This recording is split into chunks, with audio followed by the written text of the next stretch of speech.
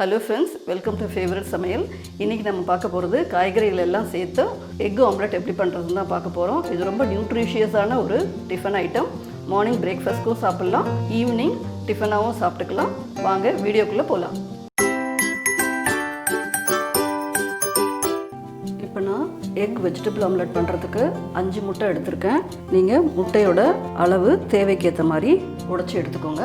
இதுல நான் 2 பிஞ்ச் அளவுக்கு மஞ்சள் தூள், இதில் எடுத்துருக்க முட்டை அளவுக்கு தேவையான அளவு உப்பு போட்டுக்கலாம். இது நல்லா பீட் பண்ணிக்கலாம்.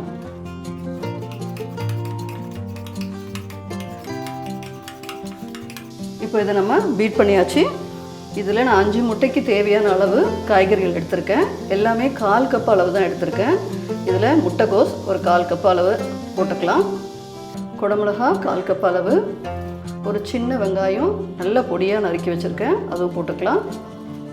3 பீன்ஸு ஃபைனாக சாப் பண்ணினது, அதுவும் போட்டுக்கலாம். துருவின கேரட் கொஞ்சம் ஹார்டான காய், அதனால் நான் துருவி எடுத்திருக்கேன். சின்னதாக ஒரு சிவப்பு கேப்சிகம், கொஞ்சோண்டு கொத்தமல்லி கட் பண்ணி வச்சுருக்கேன், அதுவும் போட்டுக்கலாம்.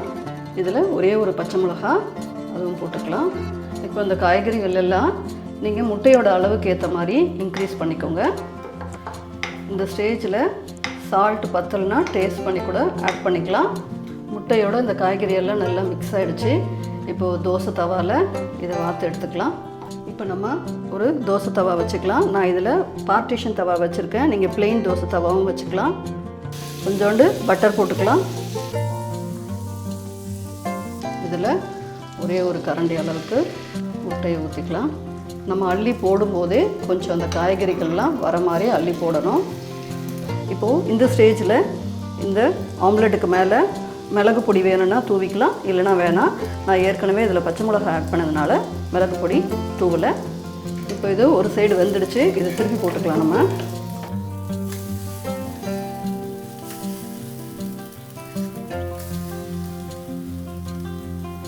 இதில் நம்ம ஏற்கனவே போட்டிருக்க பட்டரே போதும், எக்ஸ்ட்ரா போட வேண்டாம்.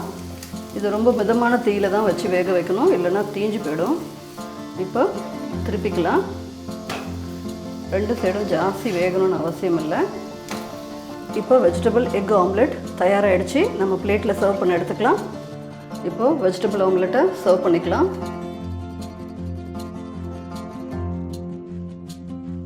இதை நான் சாஸோடையும் க்ரீன் சட்னியோடையும் சர்வ் பண்ணுறேன்.